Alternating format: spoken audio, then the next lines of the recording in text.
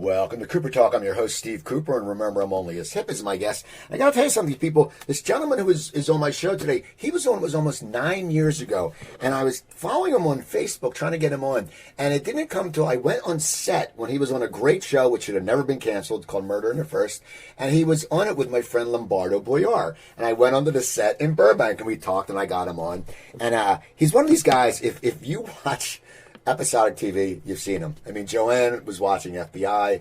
She's like, oh, Raphael Sbarge. So I went on, and then we just watch reruns of Cold Case and this, and you always see this gentleman. And he's directing now. He's been directing for years.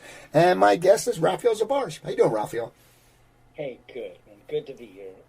Steve, I'm always happy to see you, and amazing that it's been this long since we've seen each other. It's wild. Well, it's weird. I started following up with past guests, and the time does fly. And I know I interviewed you, and you were working in L.A., and I was living in L.A., and I moved back, and now we're both on the East Coast, which is great because it's so much easier to schedule an interview when there's not a time zone. I just interviewed someone from England yesterday, and I interviewed this guy from England, and England's on 4 hours instead of 5 now, so it's all crazy. So I want to start off with, you've only in the theaters, you directed the documentary, some great people in it. When did you decide to get into directing? Because you've been acting like since you were little. Yeah. I wasn't one of those guys who always wanted to direct. I wasn't one of those, like, I want to be, I was literally producing something with Ed Begley and the director on it was a series, and at the time when we used to call them web series, but it was in those early days, and the director kind of disappeared, and I had to sort of step in. I had, it's like the classic thing, like when you learn to drive and they say, I know you've been in the car, maybe, I was a teenager at the time. You've been in your car with your mom driving all these years, but it's different when you're behind the wheel. You may know cars, but it's different, when you're actually got that wheel in your hand. And that was the case, and it was a steep learning curve. That was basically 2000, 20, I guess it was 2011, something in there. And when this happened, and essentially I enjoyed it. It did well. It won a bunch of awards. It sold, and it had a life. And then I started getting other opportunities, and somewhere in there, I got funded for I was running an environmental nonprofit, and that I'd started called Greenwish, and we'd gotten a grant, and basically did a piece for a really nifty organization called Friends of the LA River in LA. The LA River is, generally a punchline, but it's got an amazing story, and so I made a piece for them, and PBS, KCET in LA saw it, liked it, and then basically programmed it, and then I had a relationship with them, and then just kept working. It's, I've continued to act. Obviously, that's been my bread and butter, and I'm grateful for having had a long career, but it's been really nice to also have other things to work on in between. Well, tell me about Only in the Theaters, because, Laemmle is such a legendary, theater chain. People know of it. But now you directed that, and what was it like taking on a feature? Because I know some of your stuff has been shorter work, and I think I always am fascinated by documentaries because there has to be so much footage shot, and then all of a sudden it's your vision. You have to scale all that down, because I've heard stories because it's like anything, when you're shooting about a theater, and I know Cameron Crowe was, all this list of people who were in the theater. It's like you probably want to keep all these beautiful chunks, but then you sit there and go, I can't make a 4-hour documentary. Yeah. I mean, I've done about 4 features now. This was the biggest on scale. Another feature I did got nominated for an Emmy at PBS. But in this case, I started and thought that there was a sort of a wonderful story perhaps to be told about the Laemmle family. So the film is called Only in Theaters. This is a family, it's a third-generation family that is essentially running arguably one of the premier art houses in the country. And certainly in LA, it's more than a movie theater, it's a cultural institution because of everything they do. And the fact is that it had this crazy history. If you go to one of these theaters, and it's sort of featured in the movie, but there's a wall at their the Laemmle Royal location, which is in West LA. And it it is this. It tells this astounding history of the family. The family.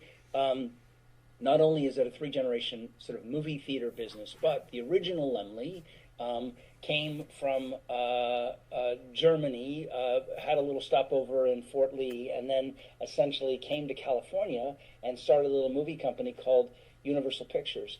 And Carl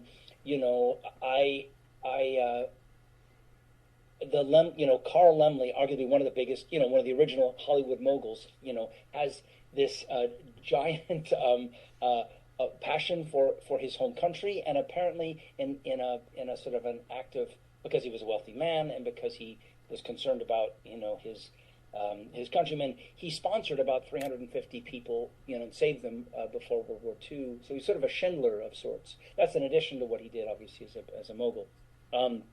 But he would claim that they were family members, and he would bring them over, and they would work at Universal, and then essentially they would, to pay off their travel, as it were, and then they would be free here in the States. And so what happened was he did actually sponsor two brothers named Max and Kurt Laemmle, who were actually family members, and brought them over, and essentially they were the ones that opened this theater chain in 1938. Anyway, this is the legacy. I thought that was fascinating. All of this, and their, Hollywood royalty, and also a very genuine and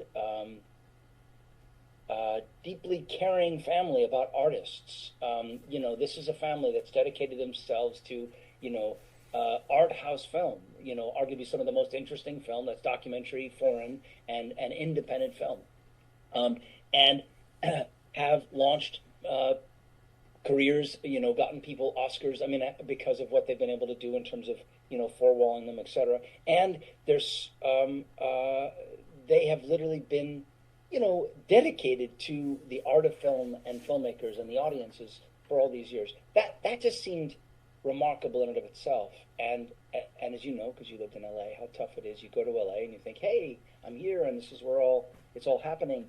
And it's like, looking up an ice face. You can't figure out how to get in, where to connect, it's like being invited to a club, but you can only stand in the parking lot, right? And you're looking at, and so when I had when I had a few movies that I wanted to screen, I called Laemmle Theaters, and I got Greg Laemmle on the phone. And I was very clear that he's a good businessman. He was, not giving it away, but he was very inclined towards trying to make it work, and you can feel that. Again, this is because it's a family business, and that was in and of itself sort of a remarkable thing. That sort of simple act of kindness, in a way, made a huge difference for me as a filmmaker, and doesn't really feel like a film until it's actually shown in a movie theater with an audience. I don't care how many films you have on hard drives. It doesn't feel like a movie until it's in a theater. So anyway, I approached Greg and I said, has anyone ever thought about doing a documentary about your family? And he said, well, people have talked about it, but no one's actually done it. And so we started. I had no idea at that point that it was going to sort of take on this sort of very extended journey. We filmed it over 2+ years. Part of that is because some drama happened. Not to give it away, but they were considering whether or not they want to sell, and then there was other large global pandemic type events that also intercede, and essentially we over about 2.5 years we followed them, and the movie kind of told me what it wanted to be. It's an interesting thing. There's two kinds of documentaries, right? There's the kind where you kind of know what you want to do, you frame it out, you have it all worked out, and then you set it, and then you shoot it, and then you deliver it. The other kind, which is what this was, which is far more risky, because you just never know where it's going to land, is where you kind of follow the ball, and at some point there is potentially the movie that you thought you were going to make, and then the movie that it's telling you it wants to be. And so then you're faced with a choice of, okay, what do I do? And so we pivoted and followed it, and that's why it took as long as it did. It's funny when you talk about art house theaters. I miss them. Like, there's still one in Philadelphia, the Ritz 5, and that's been around forever. But even, like, it seems like, you know, if you're not in LA or New York, you're screwed when you see, like, some cool documentaries or stuff like that, because you just can't find them. And it's just a matter of, you know, I mean, I actually went to see the Led Zeppelin documentary, and it was sad that I was I went on a Saturday in the afternoon. My wife had this thing from Make-A-Wish, and I was there at 11 a.m. and I was the only person. There's no one other couple in the theater. It made me so sad, because it's like there's so much crap that comes out, but then a great documentary about a legendary band. There's only 3 people in the theater. But if it was an art house theater, it would have been in there, and there would have been a lot more people. I think the disappearing of the art house has affected how people go see movies. I just realized I need my power cord. Hold on one second. It's right here. And you tee me up for an interesting point, which I want to make, which is how important it is to have a power cord.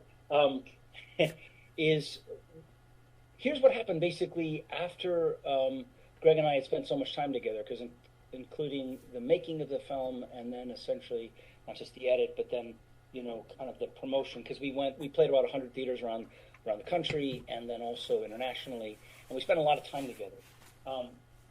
Suffice to say, you know, pretty intimate in the making of the film, as well as then also, you know, spending a lot of time together. At the end of it, we still liked each other, which was a good thing. And we'd sort of, you know, done our life cycle. The film is now on Amazon, and it's available for anyone who wants to find it there. And we'd kind of done our ancillary portion of it. And so I came to Greg and I said, Greg, what do you think about doing sort of a talk show that would then allow us to kind of really promote films, that is independent films, and specifically films that are opening in theaters? And what we've done is, in the past 6 months, we've launched a sort of a video podcast, which is really about, in this case, interviewing filmmakers whose films are opening in theaters, in art houses around the country.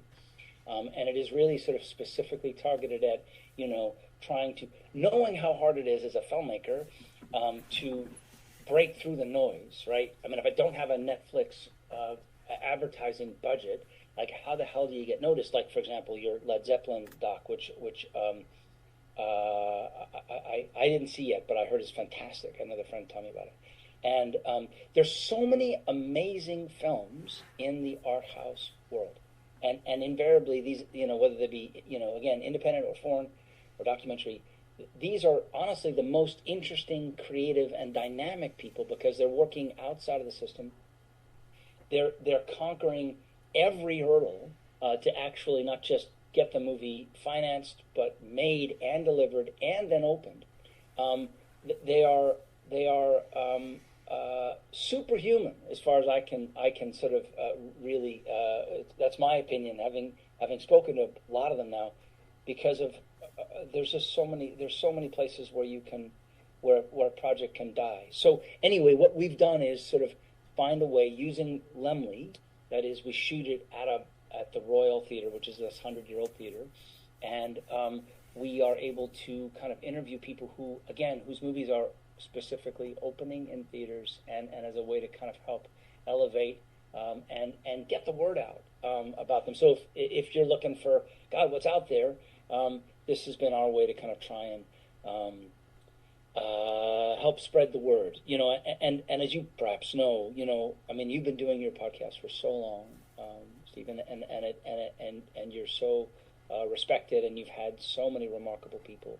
For anyone who wants to sort of start something, the hardest thing is, how do you get guests if you don't have your numbers, and how do you get numbers if you don't have guests, sort of thing, right? So how do you figure out a way to, you know, as big hearted as it might be, how can you actually kind of corral people to kind of make it work? And again, because people want to they want to show their movies at the Laemmle theaters, as well as then also because the Laemmle family is so revered, and because Greg is so sort of respected for his great taste, and also for his, you know, this great family that he has that spent so many years again, caring about filmmakers. A lot of people have spoken to us, and that's been a wonderful thing. I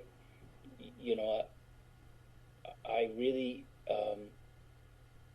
a lot of theaters closed in the pandemic. A lot of theater closed forever, and the art houses are the lifeblood of a healthy industry. And this pivots into a conversation about streaming and everything else. But it's wonderful to be on Netflix. It's wonderful to have your show on streaming. The problem is that if you're a filmmaker and people don't know about it, and if you as a subscriber aren't watching that type of film, the algorithm won't tell you about it, won't serve it to you, literally will not make it available unless you can sort of literally go in and search for it by title. And the thing about, I've had friends filmmakers who like, hey, I'm on Netflix. It is literally like throwing a popsicle stick onto a giant forest fire. I mean, there's no way to find it. Well, what's also funny about that, and I do this because sometimes I need something to watch, and we have Netflix, we have Hulu, we have Amazon. And when you go into these things, now I watch documentaries, so pop up, but when you go to try to find something, even a show, someone told you about the show, you have to like scroll down and there's like 10 different topics, like new comedies may like, documentaries, new from Netflix, and you just get frustrated. And it's such a pain in the ass to go to search because you got to climb up and then type it out. And it's one of those things. And a lot of times when you do we have the voice with a Comcast, it doesn't show you the Netflix option. So it is hard for filmmakers or even people with TV shows. For sometimes people find them because you're overwhelmed with all this information. It's like, I just want to find this show. I don't want to see this. And it must be a pain in the ass, especially for a new filmmaker. Like you said, if you're not known, you're not going to be right up front. No, and it's sort of like, in a way, it's like having a product in a Walmart or something. Like, good luck finding it, and it's just like, unless you know it's there, and so, the fact is that the Lumley theaters are still there. They survived. Many theaters did survive. There are art houses that are actually doing better. We are hearing, I was just reading an article last night about how art houses in France, for example, have rebounded and actually rebounded above what it was pre-pandemic, which is amazing. We know that people want to go see movies in theaters. Granted, they may have Tom Cruise in it, but arguably some of the highest grossing films of all times have happened since the pandemic. There is a passion for seeing movies in theaters. People understand how wonderful it is and what a great experience it is. And I don't care how big your freaking TV is, it still doesn't have the experience of being in dedicated real estate where you're not interrupted, where the screen is vastly bigger than you, and where you're gathering with other people, and the laughs are bigger, the gasps are bigger, the emotion is amplified by it being in a crowd and or amongst other people, and so that's the joy and the kind of the I want to say the importance of movie theaters as well, because here we are sort of being faced with kind of chronic loneliness issues and people, lost in their computers or their phones, with the illusion of connectedness and no real actual human contact. Movie theaters are a way to kind of come in and come in as strangers and leave as friends, as it were, because you have this shared experience. Now, okay, this is a movie theater question, and it's something that recently happened. It's funny, on Facebook, I always put up like albums that came out a certain day, and then I sit there and go, 45 years ago today. Well, recently, Vision Quest, it was 40 years, came out. I saw you post on Facebook. Now, I'm sure you went to the screening. So now, as an actor, when you go into the theater and then you see yourself 40 years ago, what is that like for you when you watch it? Because you've grown so much as an actor. You've grown as a man. I mean, and that must be an odd feeling that people don't get to, like, most people don't get to experience and see themselves on a screen. Like, we all look under the theaters and see. But when you see yourself, and then you see yourself as basically a kid, what was that like? Because that just must be must be surreal just to go, holy crap, I'm like 20 there. Yeah. I mean, I had the same thing when I watched, because recently we had the 40th of Risky Business as well. So, and there's a 40th coming up for my science project. So these are all these 80s movies that I did, and I am, yeah. I mean, the powerful thing about it, I guess, is this sort of a perspective of like, wow, I've been doing this for a long time, and yeah, I think I was just 19 when I did Vision Quest, and I was 18 when I did Risky Business. And there is a a sense of kind of, sometimes we're only focused on sort of what's like, how are we doing today, or how are we doing this week, or how's your year going? I mean, that's kind of often, but to kind of like then sort of drop the needle back essentially on the record, 40 years ago. It's a wild thing. I mean, and it's wonderful, of course, that both of those movies have sort of both audiences and are also, in this case, kind of have endured the test of time because they're good movies, and they seem to hold kind of a time capsule for a very specific kind of I don't know, sort of a mindset of the time, and or they captured some imagination, or they have kind of a powerful emotional quotient when people sort of see them again. Well, it's funny. I recently watched Risky Business again, and I was talking about my wife to my wife this morning, and we were saying what a classic it is. And it never, to me, I feel like it never gets lumped up with the John Hughes movies, but it is like it's like an ultimate 80s movie. The what the fuck. Sometimes Joel and my wife goes, oh yeah, Guido the Killer Pimp. It's just amazing. Now, but you had graduated high school, and then you got cast in that?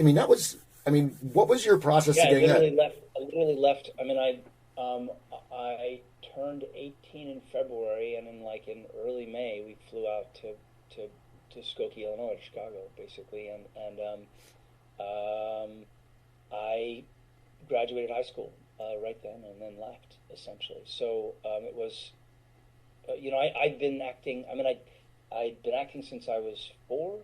My mother was a Broadway costume designer and in the theater, and so I'd done a lot of plays. I did my first Broadway play at 16 with Faye Dunaway, and I had done Shakespeare in the Park, and worked at the Public, and had all my union cards at that point. So I was working and studying, and being out there. But this was kind of my first big movie that came along, and of course it holds up. I think Risky Business holds up amazingly well. Oh, it does. It does, and you watch it. It's just entertaining. That's the thing. Like you have to let go of any. Like I'm sure people get mad because Guido the Killer Pimp, but I had talked to Geddy Watanabe, who was in 16 Candles, and he's like, it was the 80s. I mean, that's what people don't understand sometimes. And it was a different time. And when people sit there and try to judge these movies, you can't. Because it's like judging Bugle Boy jeans. I mean, sure, if you showed up today with Bugle Boy jeans, people go, what the hell are you wearing? But back then, parachute pants too. It was the thing. Yeah, no, that's right. I mean, there's some lines in Vision Quest that are a little cringy from a politically correct point of view, that things have shifted and changed. But they do represent the time, and they are, kind of have a sort of an innocence about them that really is places them, even though we've shifted culturally and our thoughts about certain things have shifted. We have absolutely. It represents the thinking at the time, and there's something kind of, I don't know, healthy to see about that. Now, what is it like being 16 and being on Broadway? I mean, most of us are thinking about, 16, we're thinking about studying for our driver's license. We're thinking about maybe getting a date to the prom. You're 16 and with Faye Dunaway. I mean, what is that? What goes through a 16-year-old's mind? Do you have that philosophy that you have no fear? Because I think when you're younger, we're not fear. Like when I knew comics when I did stand-up that were like 16, they come in, they didn't give a crap. Like us, we're like 25, we're like, well, we got to work on the act because, we want to get that booking, because if we do bad, then we're going to lose this booking, and then there goes our 3 weeks of work a year. What was it like to be 16 on Broadway with someone as big as Faye Dunaway? Yeah, I mean, look, I had a very artsy-fartsy upbringing, and so I didn't go to I went to high school in New York, and it was a very artsy-fartsy, progressive school. I went there, by the way, with a few notable people, including Matthew Broderick and Kira Sedgwick and Kenneth Lonergan and one of the Beastie Boys. So we were all there at the same time. Just a coincidence. But I had decided to be an actor at about 12 and a half, and that obviously was because of I'd been around it, I guess. I mean, literally I'd grown up backstage in many ways, and so it was a natural thing for me to kind of just move into. I do think about it now. I meet 16-year-olds and I go, wow, holy shit. I have no perspective. I mean, I was a very focused, very precocious kid, and I was so intent on just working, and there were a bunch of us. I mean, Fisher Stevens was a dear friend, and we lived together. Greg Sheffer, we were all kind of roommates at various times. Rob Morrow, there was a bunch of us that kind of all came up at the same time, and we all had that kind of that drive and that sort of desire to want to work, and that we loved what we did, and that there was a sort of an excitement about it. So working with Faye Dunaway was amazing. I had a huge crush on her. I used to sit in the wings and stare at her. She was very kind to me, and I loved it. It's not to say that opening night I remember just being terrified, because there were, at the time they told us, I think 100 critics in the audience, and so you go like, wow, I remember being scared, but just you do it anyway, and there's nothing more exciting than opening a play on Broadway, I can say. I mean, I've been on Broadway 5 times, and every single one of them they've been peak experiences. Now, it's funny, you mentioned, a bunch of actors you started out with, and I think, and I talked to a lot of actors your age, we're the same age, a few years younger or a few years older, and it seemed like so many of them really started, and they just love the theater, okay, and they love theater, and it's the same passion. After all, you go, I can't make money at the theater, and you hope you get a certain level where you can come back and do the theater. How important do you think it is for young actors to really embody the theater? Because I think that's where you would get your chops, because you have to do, so many shows a night. It's live. It's not like cut, starting over. I mean, how important do you think it is?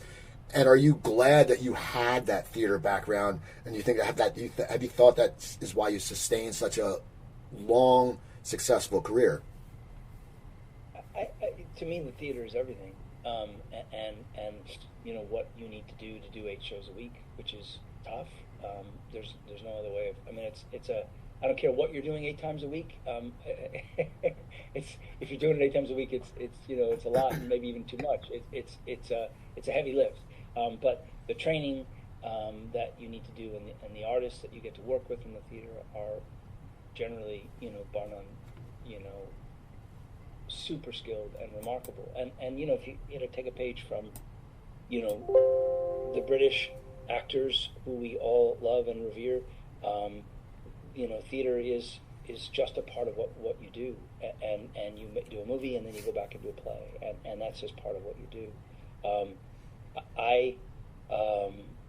My theater training set me up in a way that has made it possible. Without that, I don't think I would have been able to sustain it. Now, because I mean, here's like, if when what's working for you at 15, it doesn't work for you at 20, and what's working for you at 20 doesn't work for you at 25 or 30, and then what works for you at 30 definitely doesn't work for you at 40. You know what I mean?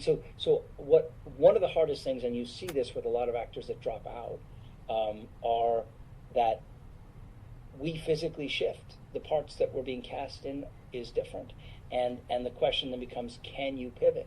Can you pivot and then essentially move into and not rely on tricks that work for you at 20, and actually find ways to continue to kind of go back to something that's honest and rooted and about the work. Can you do that? And if you can, then you can keep working. But there are a lot of people that can't make those pivots. Now, how has your casting changed? Because you're someone who people have seen you through your whole career. And I know some people go like the first, like when you're young, you're casted in risky business, and you're sort of like the sort of the preppy high school kid. How does it change? And then you did the Billionaire's Boy Club, I believe. Like, how does it change? Has it changed through your career, or do you sit there? It's like we both know Reed Diamond. Reed is always, gets cast as, the smug lawyer, and just like that kind of thing, and it's followed up to his career, but he's been able to work on it. How have you? What has changed with you? Like now, I know you were on Once Upon a Time and stuff like that, but how did you go from the teenage, the preppy kid? I mean, what is your skew being? How is it changing all the time as you get older, or you're still finding like, oh, we're going to cast him as a lawyer? Or I mean, how have you noticed that in your career? Yeah, I mean, there have been so many changes and things. I mean, I was, starring in movies as the male ingenue, and then you get a little older, and you either stop working, or you turn into a character actor, which is what I did. Which again, going back to the theater, is what made I think gave me a deeper well to kind of go back to. If you're just trading on your looks or how you look in tight jeans or some version of that, it stops at some point. There's a fork in the road there, and so yeah, I mean, I've in this past year, I've done a whole lot of different I've worked a ton this past year, and there have been just a range of different things, and you being able to be facile, being able to kind of play the doctor and lawyer, or be able to play the grieving father, or be able to play the best friend, or be able to play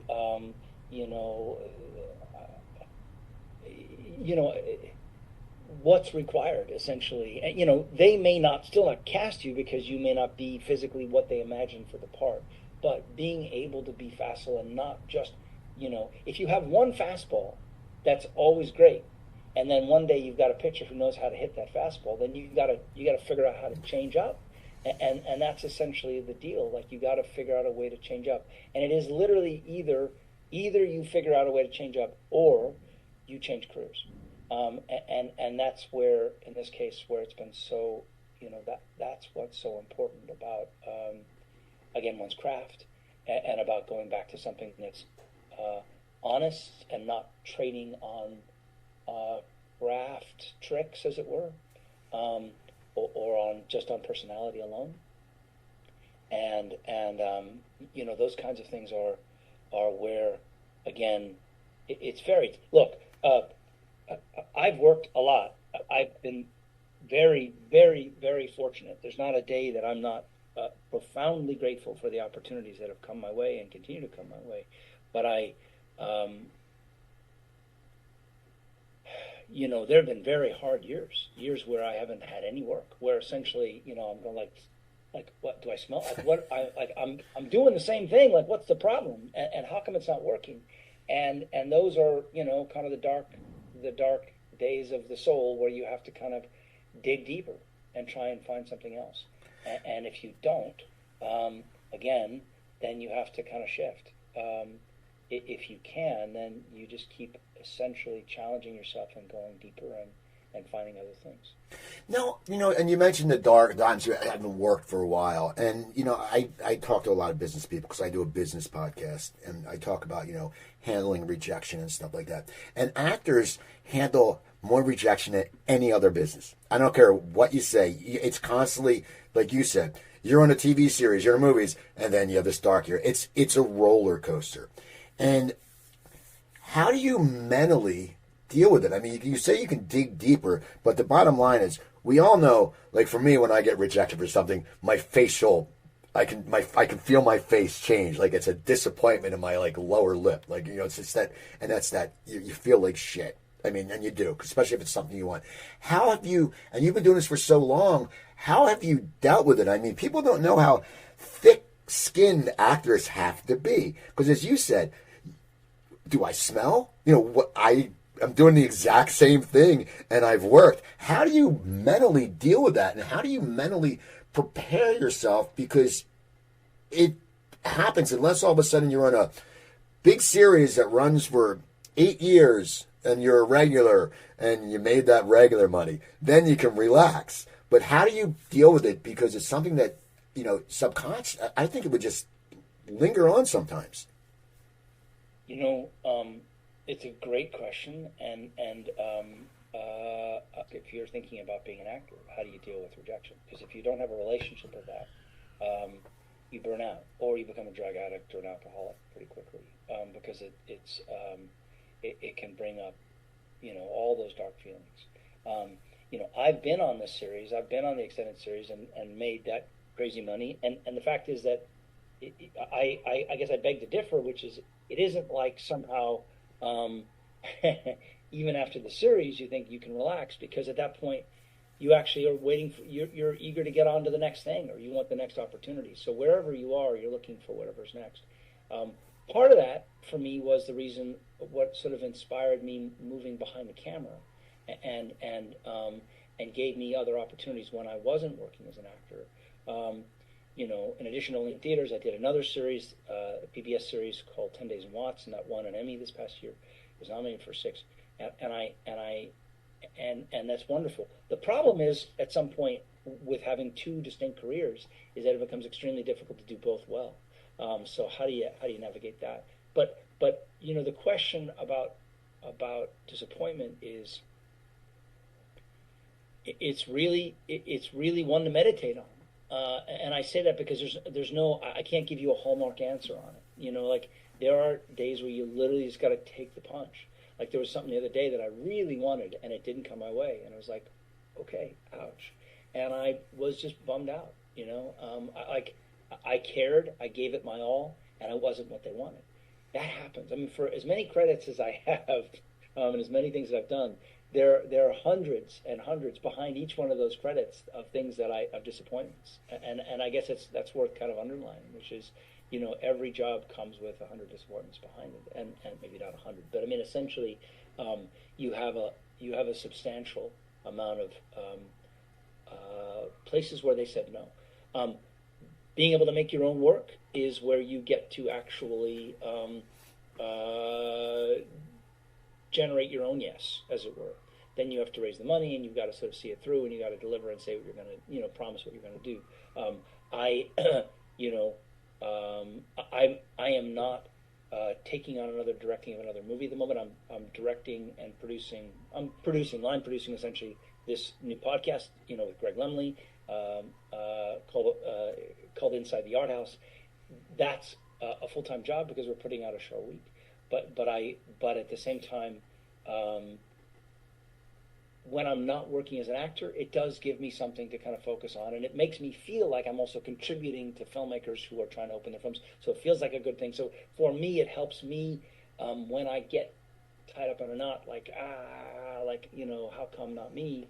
At least I go like, okay, so I'm going to focus on what I'm doing today, which is, whatever combination of things that I need to do to deliver the show, and then connect to, I'm supporting other artists who are trying to essentially get their movies up and out. There's one director we spoke to recently who had worked on a documentary for 21 years, and this was his moment.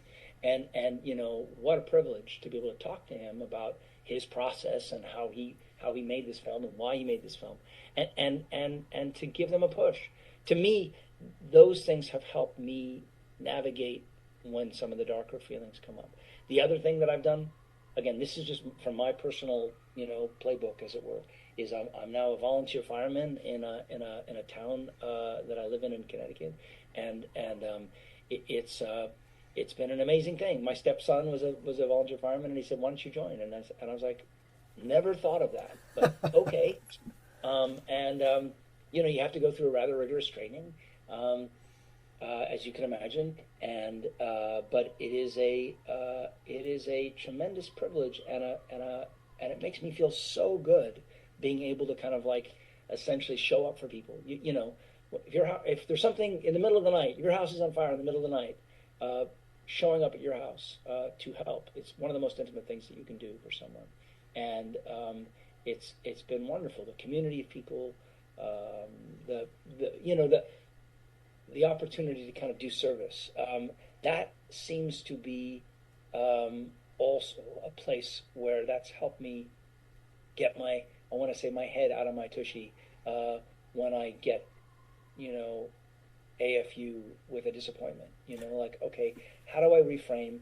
How do I reconnect to something that matters? How do I, make it not about me? Because what happens is in the disappointment is that our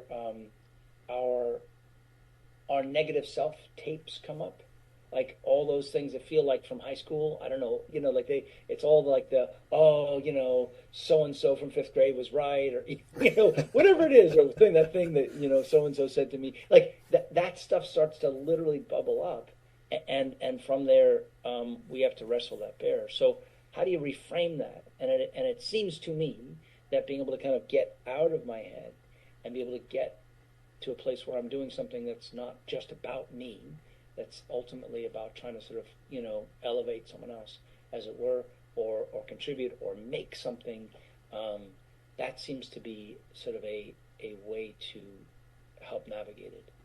But the question you ask, how do you deal with disappointment, is something that I wish that they sort of said at drama school, like straight up, like, okay, before you sign this contract to be an actor, right, whatever this is for a lifetime commitment, how do you deal with disappointment? Because there's so many cliches of people going off the cliff with drugs and alcohol and other addictions, essentially because they can't deal with the feelings. Now, how I want to ask you this, because you just said you're up for something and you didn't get it. You've been around, and I love to ask actors who are actually theater trained and have had careers, what is it like for you now, and which do you prefer, with the in-person audition or the taped audition? I've gotten different answers. I think a lot of the actors who are classically trained prefer in person because there's the connection. But then I know some people who love it. Hey, well, we can edit it and we can do this and this. What is your take on that? Do you prefer one or the other? And if you preferred in person, do you think we'll ever go back to that? Yeah, I hear you. I've had a lot of conversations with people about this as well. I don't think it'll go back. I don't think it'll ever go back to what it was. There's an efficiency to doing it this way that does save a lot of people a lot of time and money, including cast and directors who don't have to rent and rent spaces and or hire assistants to schedule and reschedule. I love in-person auditions. I think that I did better auditions when I did in-person auditions because you get to connect with people and they get to see who you are, shy than just your action, as it were. I wish that we still had an in-person audition. I've had a couple, but very few, and they feel very foreign. Like at this point, that muscle is I don't want to say it's atrophied, but it's certainly rusty. Just the walking in the room. Hi, nice to meet you. How are you? No. Okay, okay, and let's and just the kind of the rat-tat-tat of that. It's a different muscle. I've been doing. There's a hybrid. There's basically there's in person. There's self tapes, but there's now this hybrid, which is our Zoom auditions, which I have to say I actually have done quite well with, and I feel like that's been a welcome alternative to being able to kind of again just connect with people, get a note from the cast member to like no, that's great, but this is the backstory because you didn't get the script. This is the stuff that you need to know. It's like, oh my God, thank you. That just helps inform it so much. I do think, for those of us who've done it for a long time, they know that I can act the part. The question is whether or not I have the quality in a way that matches what the story that they want to tell with this particular role. I do I mean, at this point, I know that I know what I'm doing. Yeah. You know, like but I do still sometimes get, you know, stuck with uncomfortable feelings of like, how come not me? You know, those things that come up, right? But I'm aware that certainly when I'm Zooming with someone, that there's a sense of mutual respect that I appreciate. The hard part about the self tape is that it's so disembodied. You work on it alone. You get someone, in this case, I have to corral my wife, or you have to, you know, go on, you know, call a friend and say, would you read off camera? Then you basically, you deliver it, you know, you edit it, you deliver it, and then poof, it goes into sort of Jello Mountain, just goes in, and then you never hear ever again. It's just like, you know, there used to be a thing called feedback. They don't forget feedback. Feedback doesn't exist anymore. You just send it, and you hope, of course, did they watch it? I heard for a specific small part on a show that a director friend said that there was like an ungodly amount of actors, like something like, you know, 100 actors basically were seen for this small part. And how do you pick? How do you know? And at some point, are they watching every one of them? How do you do that? You know, if you're casting a show, if you see the third or fourth person, it's like, oh, he's great, he's great. Let's just go with him. I saw him first, and then forget the 100. You know, he's the 97th. Let's forget, you know, the 96 others. We'll just go with him. That's a kind of a weird thing that's difficult that you can't control. That's really hard. I think that there's some acceptance. We have to all come to some kind of a collective, like, okay, this is the way it is. Because I really don't think it's going to go back, and it's about trying to figure out how to make it work. Now, how's the industry changed? I know, you know, I talk to people. It used to be when you were a guest, like the guest star on a show, it was a lot more lucrative. And I've heard it's just a lot more lucrative. Like if you were, I mean, have you seen shifts in the industry that are hindering actors? Because I know people who have certain jobs and then all of a sudden they have to pick up a job as a realtor. And the whole thing about the residuals, like your old residuals don't go towards your health benefits and that. What have you seen? Has it changed in your eyes, the industry? Oh, so much.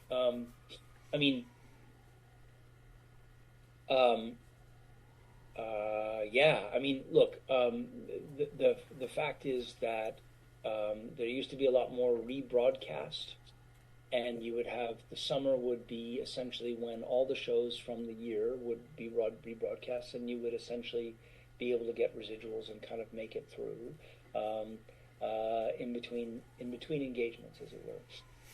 All of those rebroadcasts, essentially shy of some Dick Wolf shows, are gone, and so that's just a massive amount of income that's gone. In addition to that, streaming shows tend to pay a little less, and then they don't really pay.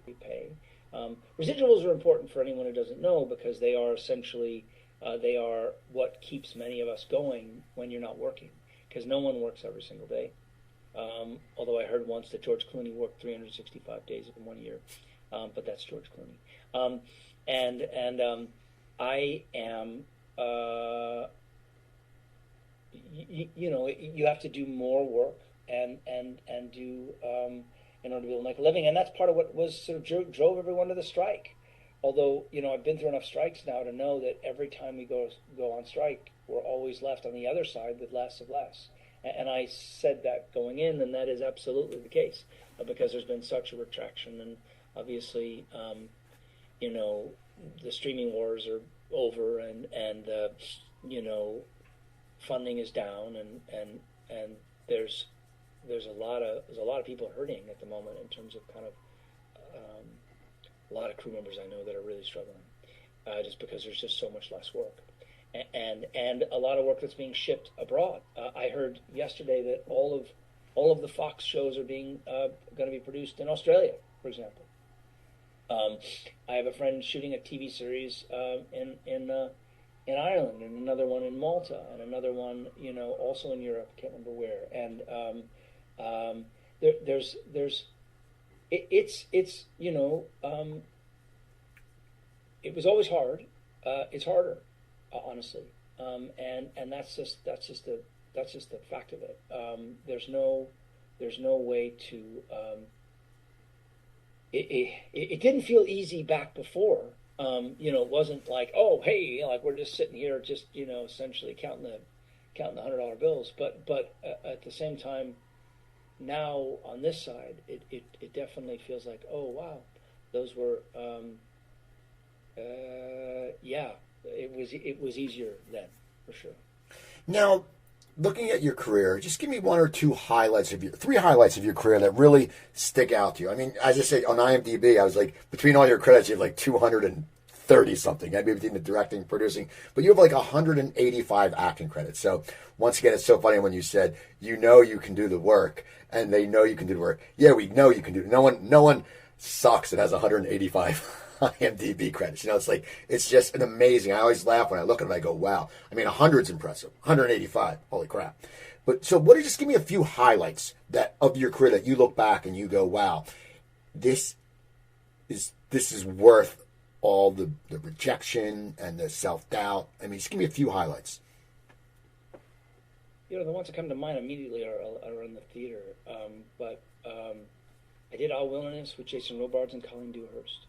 I did a production of Hamlet that Joe Papp directed, and I got to go on as Laertes at the Public.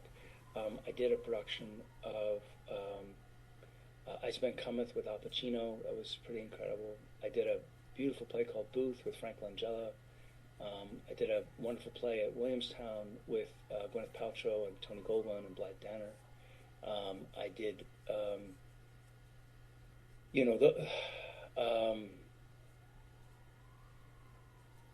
those are the ones that immediately come to mind.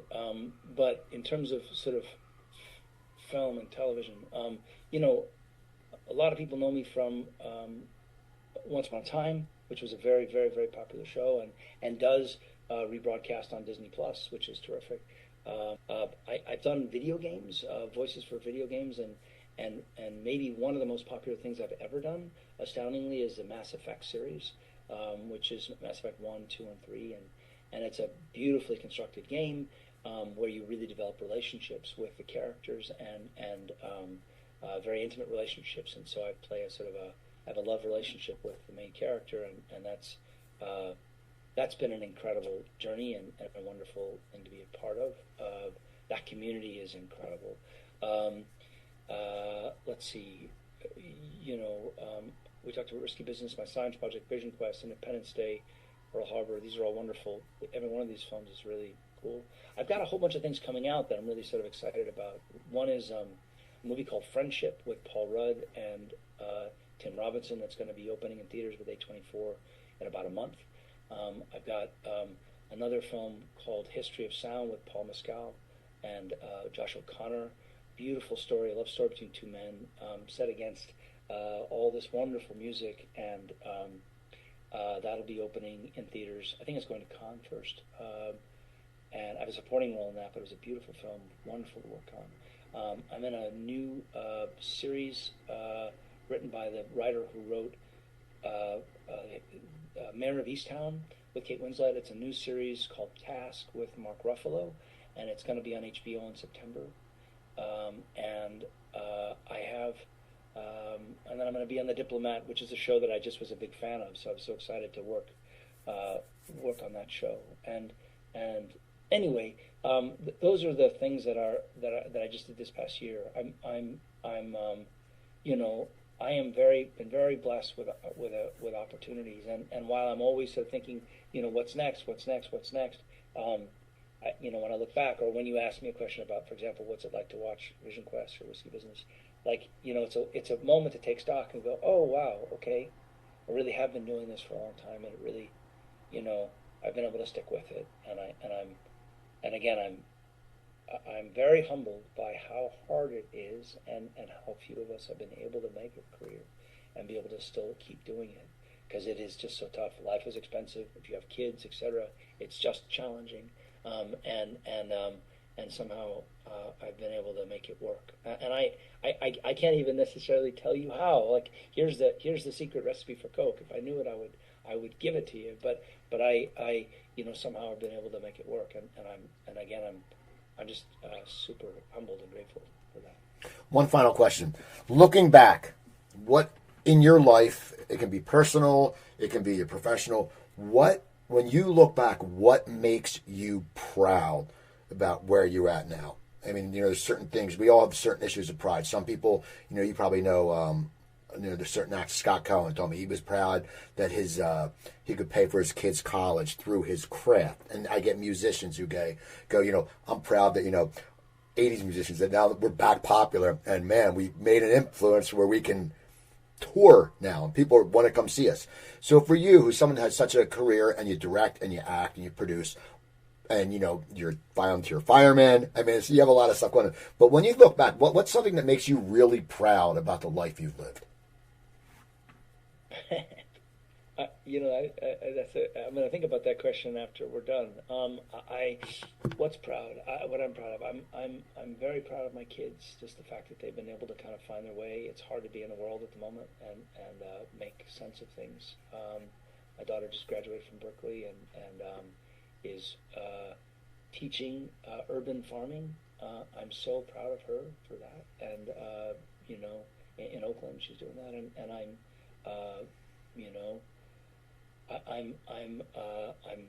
have an amazing wife named Jenna DeAngelis, and she's just an incredible, creative, remarkable person. And I'm so proud of the fact that we've been able to, sustain our relationship and make it work. It's so hard to have relationships, and I'm proud of that.